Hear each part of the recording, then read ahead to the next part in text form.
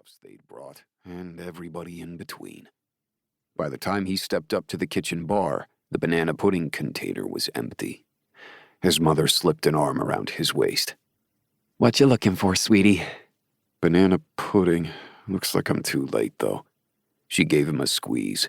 "Follow me." At 6'2", Gavin had a good 12 inches on his mom. That she'd managed to produce 7 6-footers, all of whom were sons, was a statement for the dominant tall genes on his dad's side. As was the brown hair and brown eyes all but 2 of his brothers sported. Still, his mother might have been the bearer of recessive genes, but she lacked nothing in the feistiness category. Despite living her entire married life on the ranch and talking as country as the rest of them, she'd clung tenaciously to many of her big city roots and her love affair with fashion.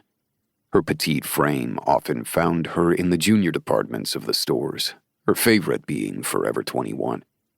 Today, she'd exchanged her green-rimmed glasses for red-rimmed ones, complete with matching red lenses and bright red lipstick. Her sleeveless pink blouse fell below her hips, tight hot pink jeans hugging her legs. Gavin flicked the brim of her straw hat. "You look like a gondolier in that thing. Don't you know it's sacrilegious to be wearing something other than a cowboy hat?"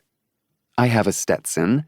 "But you only wear it when you're out working the ranch." "True, but I wear my cowboy boots to town. Of course, that's because my boots are really cute." She opened the oversized refrigerator. He looked around the kitchen. "I still can't quite get used to this new place. What about you?" She paused, cool air from the fridge swooshing out. "I feel nostalgic for the old one once in a while, until I remember how something was always needing repair, and don't get me started on the flooding." The ranch home he'd been raised in had been built in a low spot by his grandfather and had flooded 3 times in the last 20 years. After the most recent flood had decimated the entire first floor again, the decision had been made to start over from scratch and build on high ground. Mom handed him a generously sized bowl of banana pudding covered with aluminum foil and a post-it note that said, "Save for Gavin." "Aw, look at you." Leaning over, he pecked her on the cheek. "What am I going to do without you looking out for me?" "Hush your mouth or I'll start crying." Smiling, he propped himself against the counter and dug into the pudding. While he ate, he took a moment to commit as much of the house as he could to memory. The epitome of rustic elegance, a vaulted ceiling soared over the crowd in the living room. Floor-to-ceiling windows provided a panoramic view of the ranch. A wood-burning fireplace showed off native river rocks mined from Texas, and a huge deck outside wrapped around the entire house. Mom had arranged the outdoor furniture so its occupants had pastoral views from all sides. A group of his friends took advantage of a large hot tub on the south end of the porch, and he'd bet donuts to dollars they'd be back in the winter to avail themselves of the fire pit. "I still can't believe I actually live here." Mom looked the place over with him. "It's mighty spiffy." "It's that and some." Balancing a plate heaped with goodies, his uncle approached them. "So, Gavin, you excited about this new job of yours? What's the name of the company again?"